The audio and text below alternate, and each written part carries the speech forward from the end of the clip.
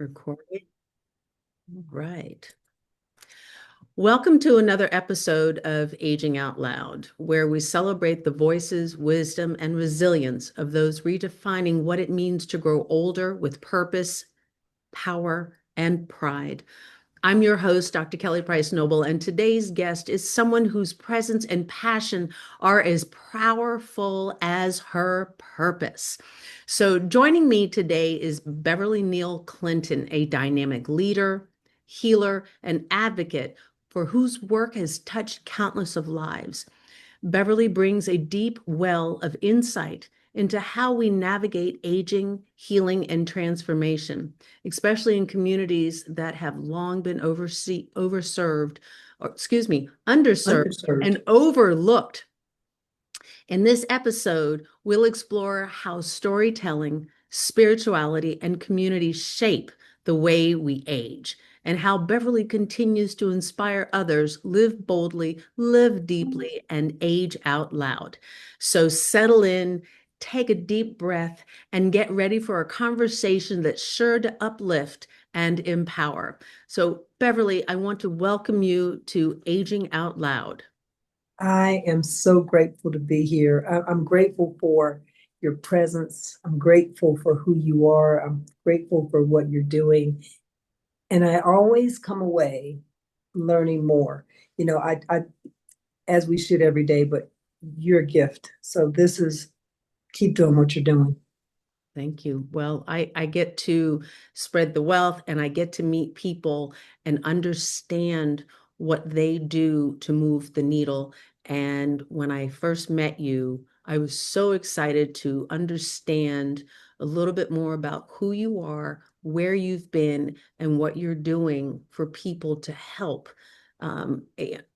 heal them, empower them, embrace them. And I just love what you do. And I wanted to let people know on this podcast what it is you bring to the table. So, with that, I want to just start by saying you've dedicated your life to healing and empowerment. And I want to say to my friends out there who wore the crimson and gold, we have somebody very, very wonderful who served our country. And as a woman and a Black woman who served in the Marines, I just have to say thank you for your service. What inspired you to go down this journey into your work, and how has it evolved over time? What brings you here? You can either live life vicariously or you can jump in with both feet. Um, the earliest stories I've had from family members talking about me when I was young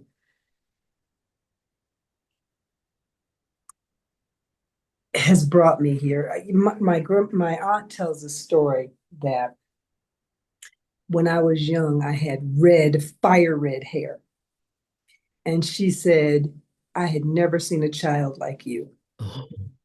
She said, because it made no sense as to where that red hair came from. And it was just so bright red. And she said, I was always surprised that it turned black because it was, people just couldn't take their eyes off because you just looked like a little freak, but that because you just didn't fit in.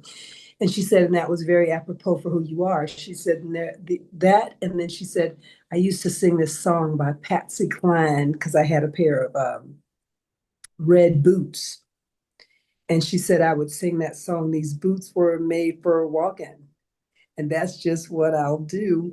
And one of these days, them boots are gonna all walk all over you. She said, she says, and that hasn't changed. She said, you've never been afraid to open your mouth.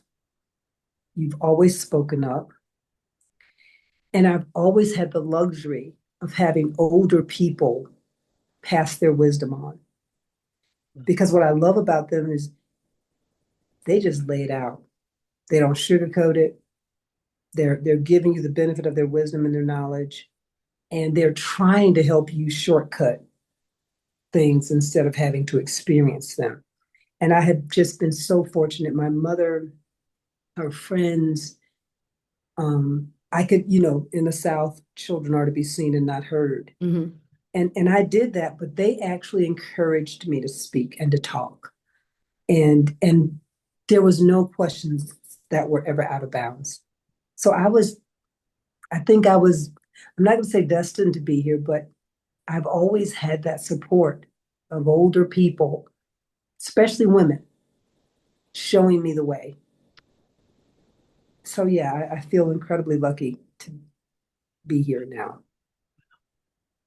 So there's so much I want to ask you, and I also want to talk about your business, but you've worked with so many communities and you're healing and you're an advocate for so many who are in pain. What are some of the most powerful lessons you've learned from your clients, from other adults?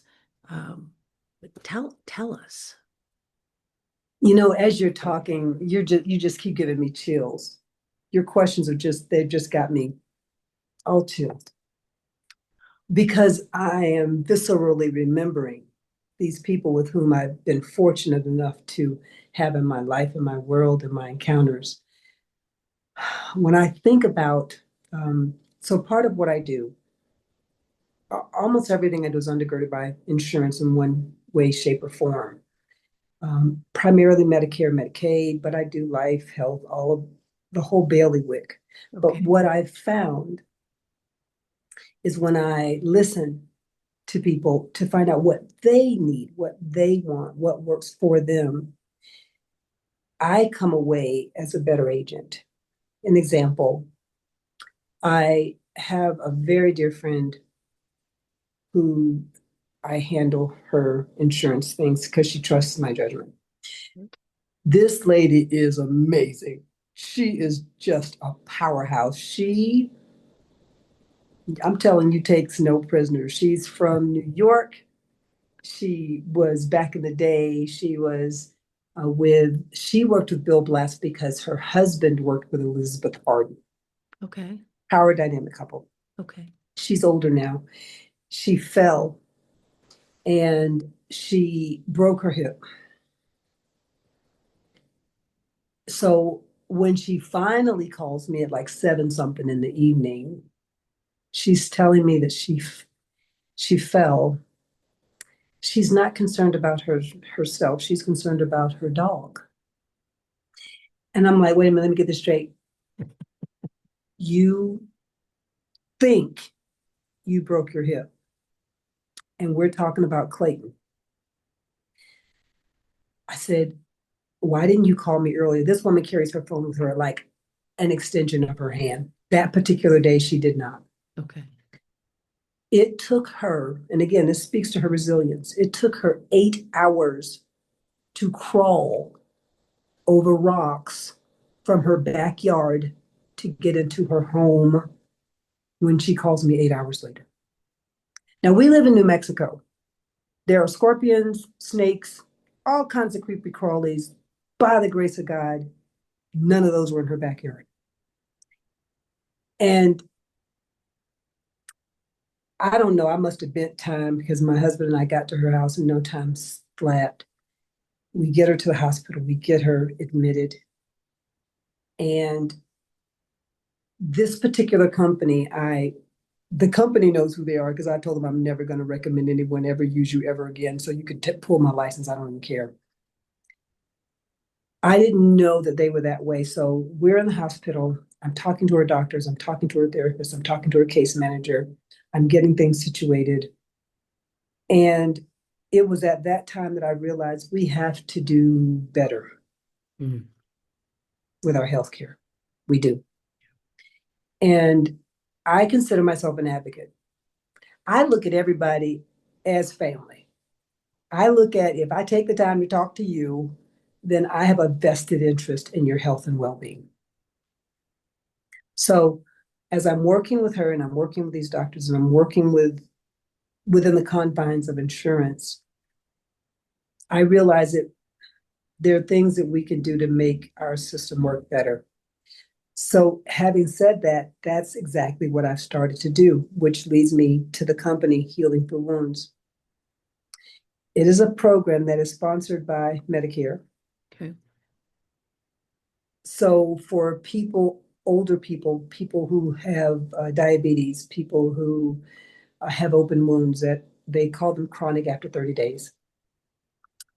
Those wounds affect your quality of life. They do. They affect yours, they affect your family, they affect just strangers off the street because whether we like it or not, we're used to seeing the 5 points, the head, two arms, two legs. Anything that's a deviation of that makes everyone uncomfortable. So, how do we make life better? We make life better by shortening the process. We do not compromise quality because that's imperative to me. Mm-hmm. I think sometimes when we do the shortcuts, that's what ends up hurting us.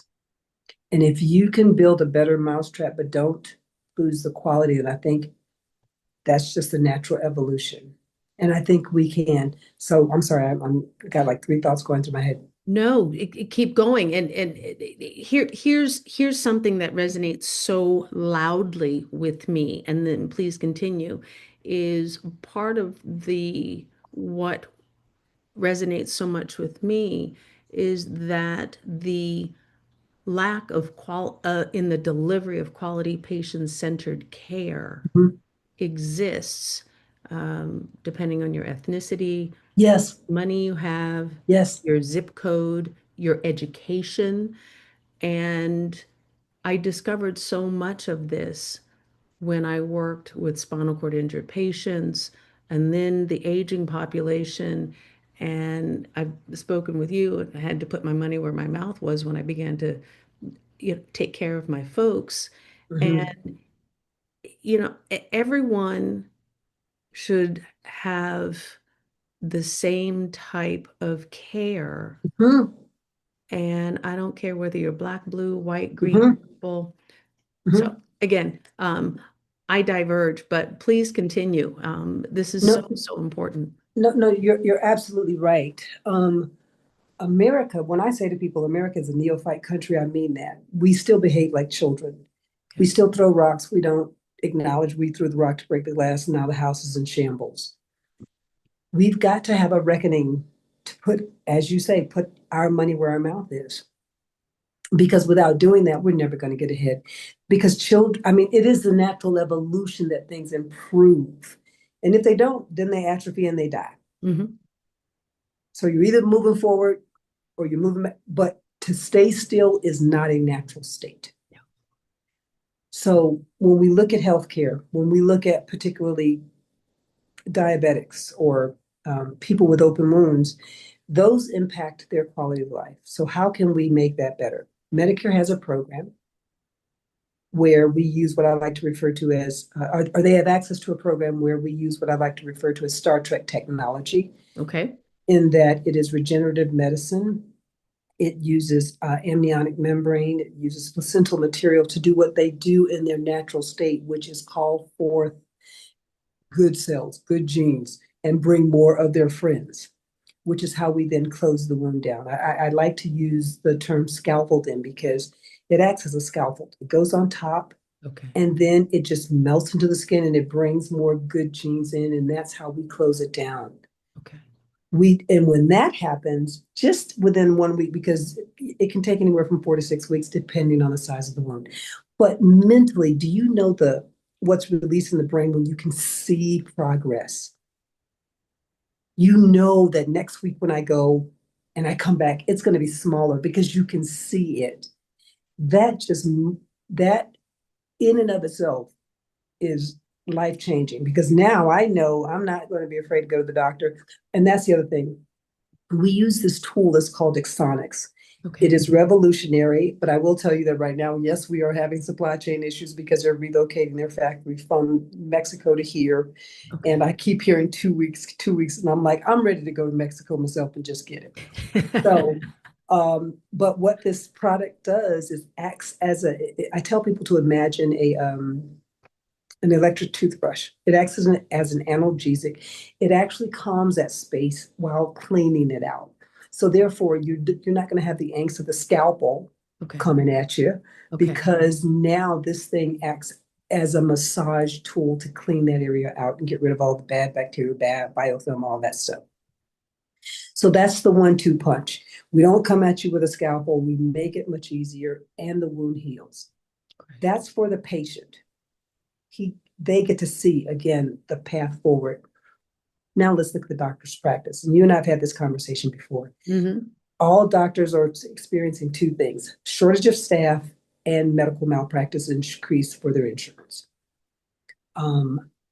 Because Medicare pays every 3 weeks, we do the insurance verification.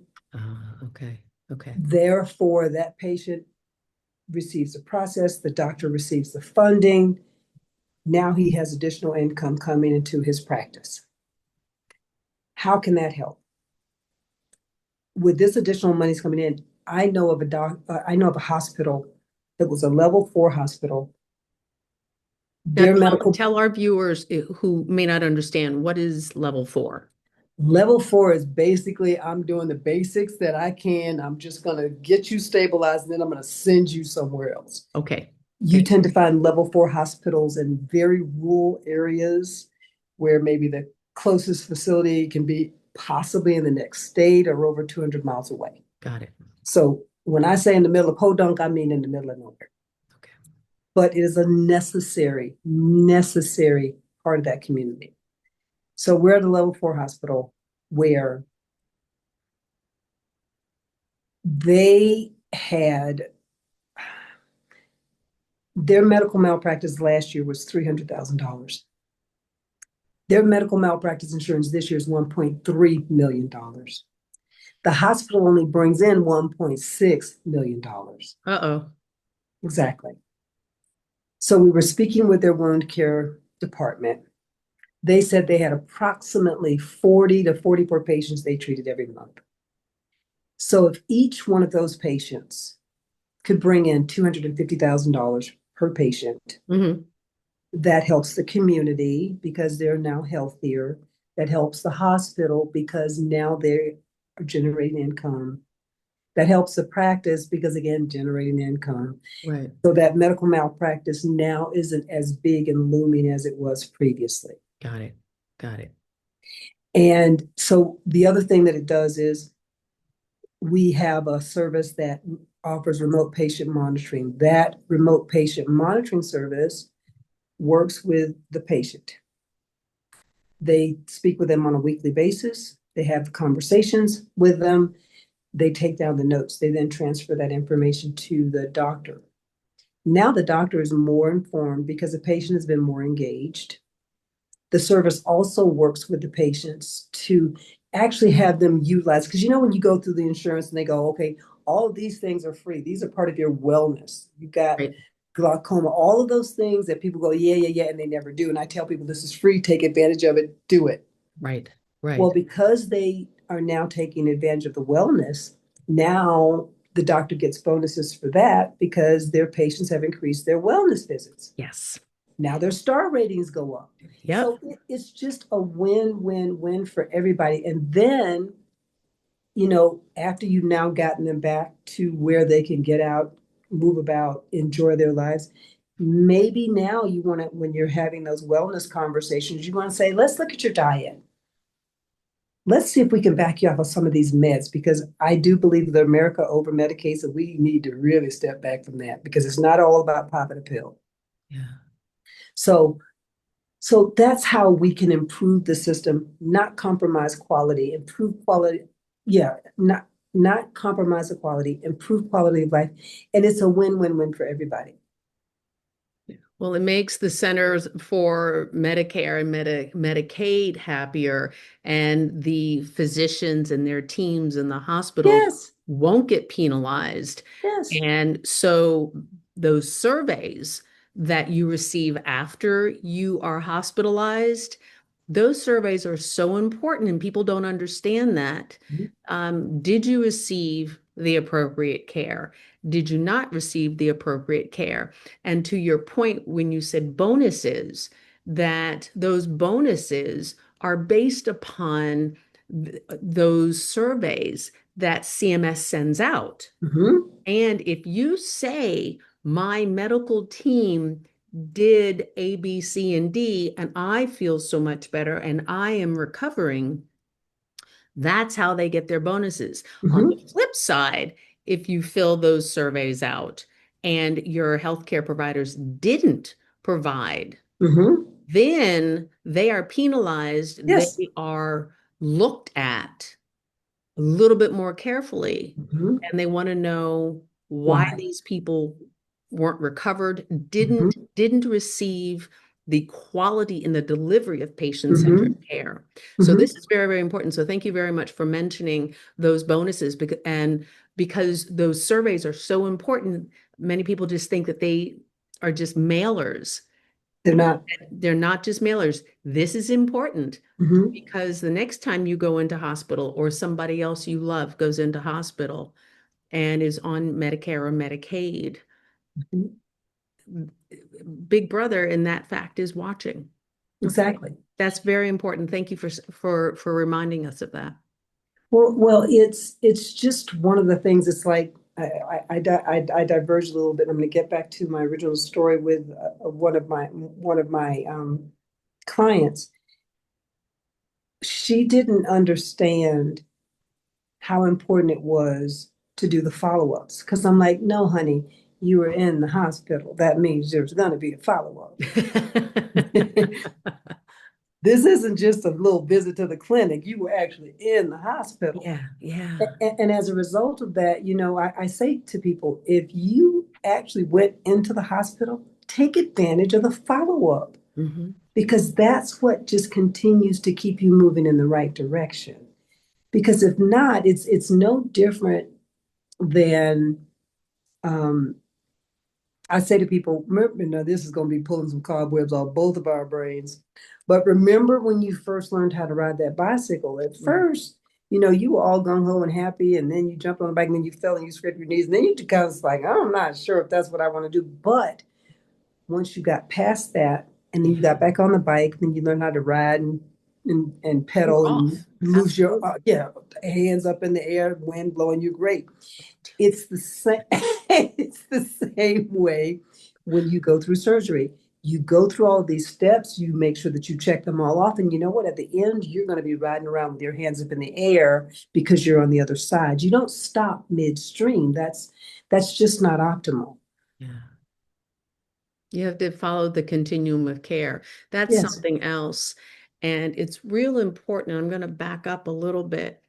If you don't talk to your healthcare provider and your healthcare provider doesn't talk to you, you're not giving each other the appropriate information. Mhm. If you have a pain someplace, tell your healthcare provider. Mhm. Your healthcare provider should respond appropriately. And you also made a comment about trust.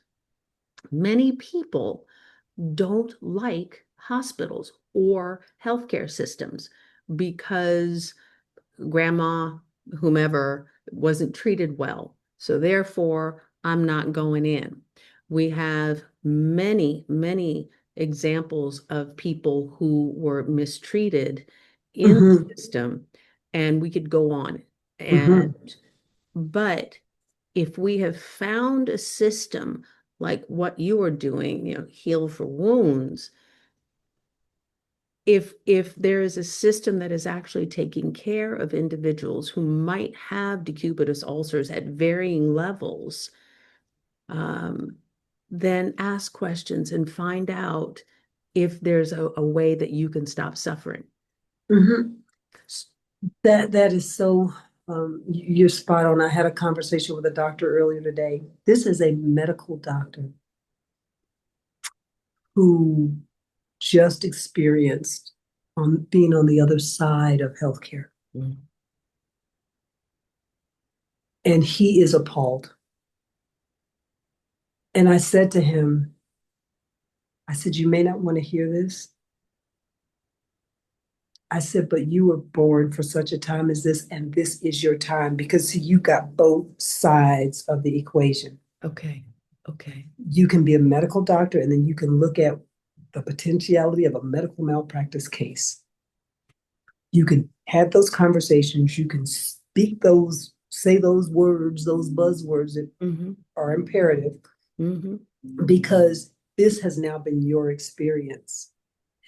When we started talking early on, whether we like it or not, there are inequities and discrepancies within the medical field.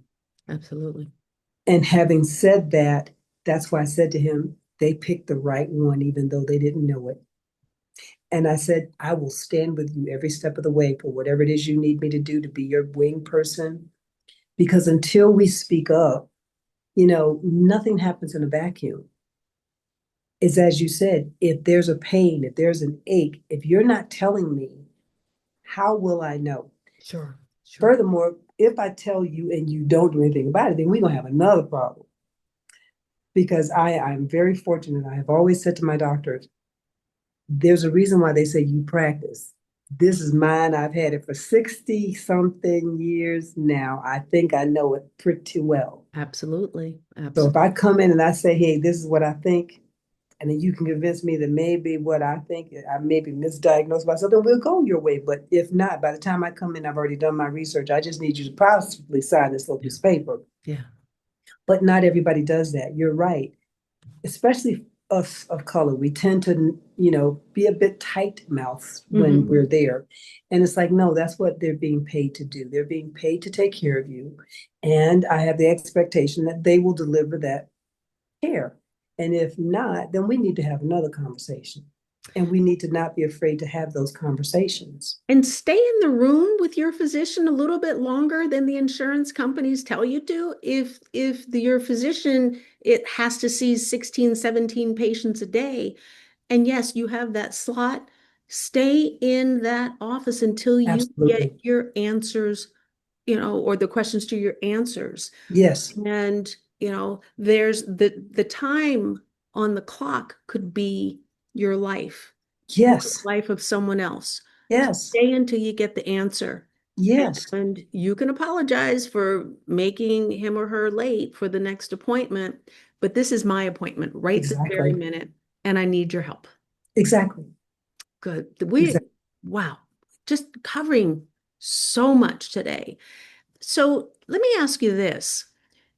We talk about aging out loud, but how do you think we can we can create an intergenerational connection? And we are looking at trying to age well. And we think about this sometimes a little bit too late in life. We Mm-hmm. want to age well with dignity. Yes. But if we start looking at the intergenerational connection, Mm. how do you suppose, whether it's through your previous trainings, whether it's through the current method of working with patients now, but how do you suppose we can get other generations involved in understanding why it's so important to get the appropriate health care? That is an excellent question. With people, with parents working longer, harder for less money, and children, and sometimes grandparents being separated, I just, I again reflect on how fortunate I was to have intergenerations, my grandma, my mom, my great grandma, extended family.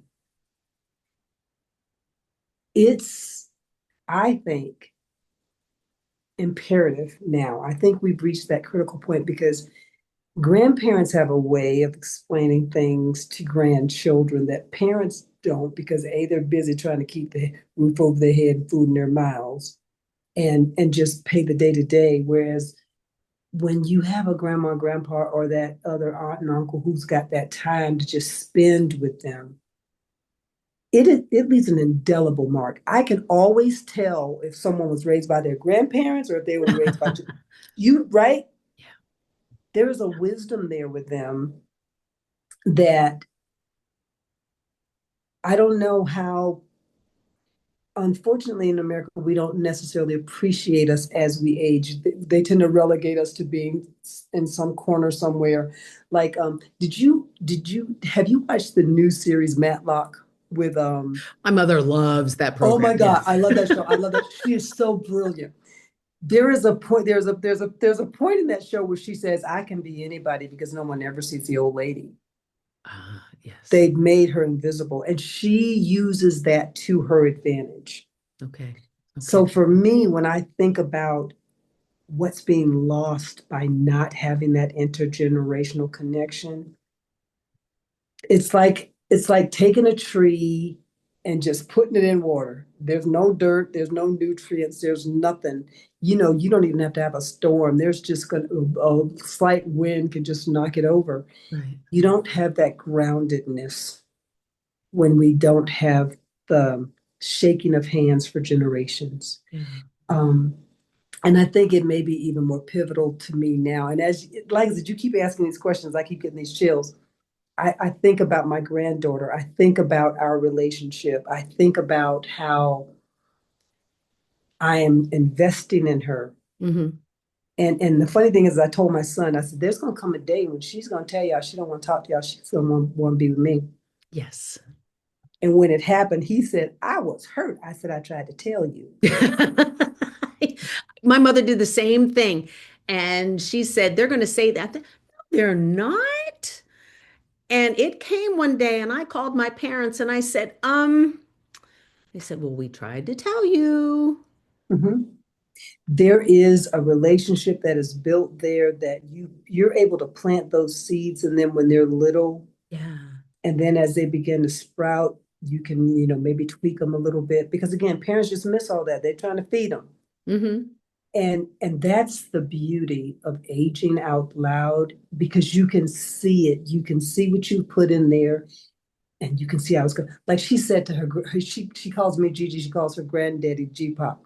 So her granddad was calling her, and she goes in. She says, "Oh, she's 3. Oh, G Pop, I'm sorry, I was distracted."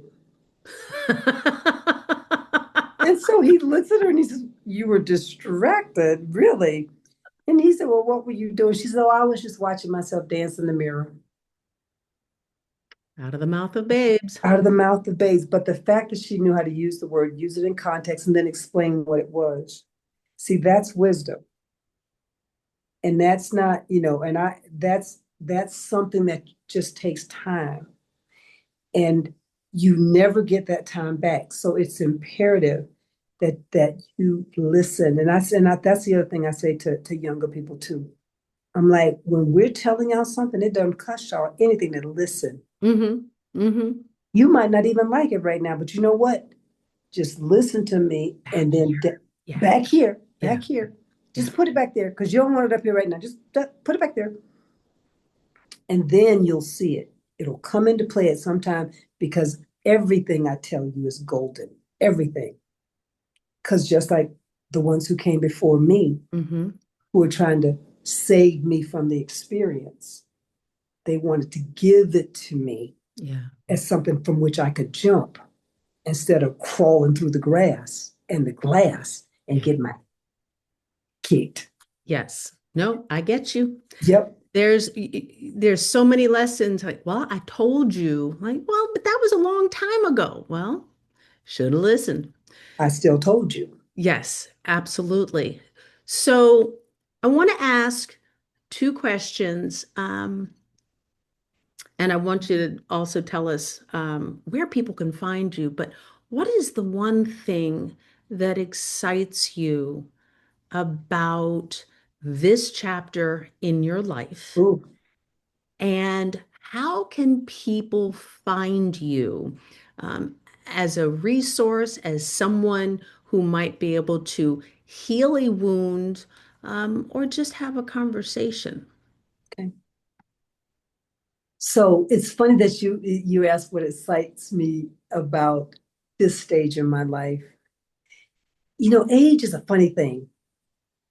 I remember when my aunties would come down and they would have that red cup and they'd be in the yard dancing. And I'd be like, don't they know they're old? Don't, don't they know they shouldn't be shaking it like that now? And now I'm that person. Okay. I am I am aware that age really is a number. I cannot stress that enough. I know, like before my mom passed, um, we were at this family reunion. And I was like, oh, mom, let's go on the roller coaster. And she was like, baby, I can't go on that roller coaster because my wig will fly off. I'm like, look, just pin it down, put them bodies, shove them in there, and let's go.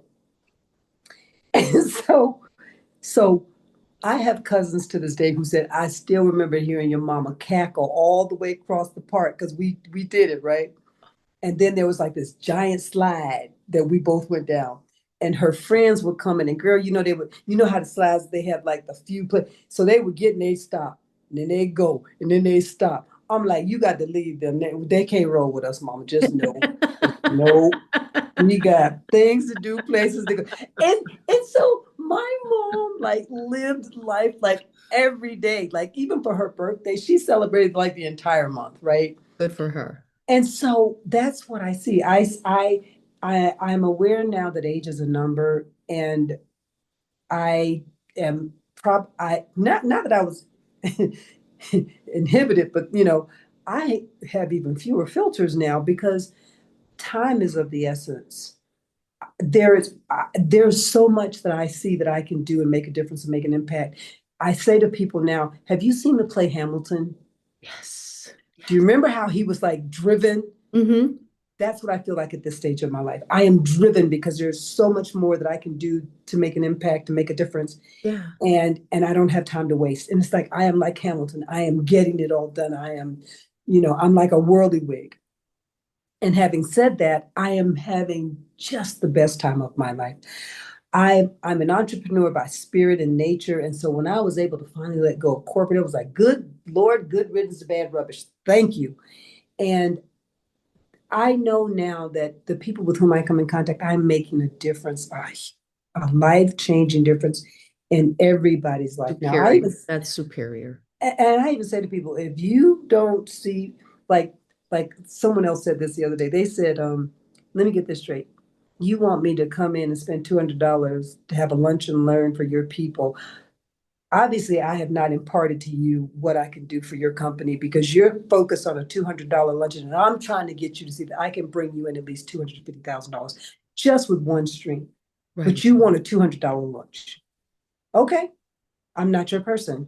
Okay. Yeah. And being able to walk away from that because I'm looking at the bigger picture for how we can impact the community. You're just focused right here for this hour, Yeah. Yeah. not within my bailiwick.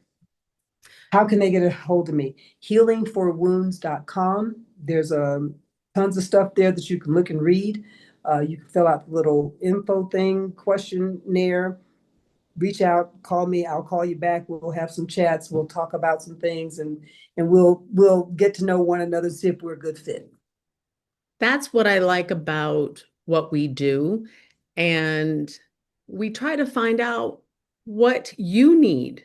And it's not a one size fits all. No. What you need is not maybe something that somebody else doesn't need, but somebody else needs something. So I think that that's so important that you really want to take care of your clients Mhm. one person at a At time. a time. Mhm. Great. Great. Well, this has been so wonderful. So I just want to say, yes, go, go, go. No, I just want to thank you for having me on your show. And I just want to thank you for what you're doing because you're having the conversations that are hard. However, they're hard now, but oh my God, they save you so much headache down the road. And you're removing all the what I like to call the obfuscation. It's kind of Mhm. like, what was that movie? Remember that movie called The Fog? Oh, yes. Yeah. You're removing you're removing all of that because you're not afraid. You know what I'm saying? You're having the conversations and you're answering all of the what ifs. Yeah. And that's because, when you're on the other side and you're dealing with what will eventually come for all of us, Yeah. there are more questions than answers. And so I thank you for doing the work that you do because we need it. We're living longer and things are changing. You're navigating that landscape so that they're not stepping on landmines. Well, I appreciate you. Thank you very, very much for saying that. So, well, I cannot wait until our next conversation. I actually have fun chatting with you, and since we've met, we can chat about anything. And Yes, I simply adore that about you. So, and one of these days I'm going to make it to New Mexico and I'm going to make it there and we're going to go shopping. I'm going to go to Cali and we're There, going to eat everything because come everything on. there is good and beautiful. So We can do it. we've already had that conversation. We're going to make it work. Absolutely. I just want to thank you for joining us on this powerful journey through purpose, healing, and transformation. Bevely Neal-Clinton reminded us that aging isn't just about growing older, it's about growing deeper, bolder, and more connected to our truth. As we wrap up today's episode of Aging Out Loud, I invite you to carry Beverly's wisdom with you. Let your story be your strength, your spirit, your guide, and your community be your compass. Until next time, keep aging with purpose, power, and pride. I'm your host, Dr. Kelly Price Noble. Stay loud, stay proud, and stay inspired.